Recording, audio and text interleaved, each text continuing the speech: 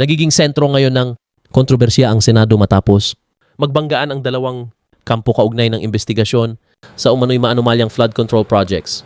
Iginiit ng kampo ni Acting Senate President Pro Tempore Win Gatchalian na walang opisyal na pagdinig na dapat isagawa dahil wala umanong sapat na autoridad at quorum para rito. Sa kabila nito, itinuloy pa rin ng grupo ni na Senadora Pia Cayetano at iba pang senador ang pagdinig kung saan humarap ang mga dating Marine na naglahad ng mga aligasyon tungkol sa umano'y pagdadala ng malalaking halaga ng pera para sa ilang kilalang personalidad sa politika.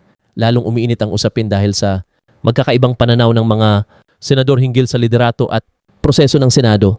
Samantala, nananatiling nakatutok ang publiko sa magiging susunod na hakbang ng kapulungan sa kontrobersyal na investigasyong ito.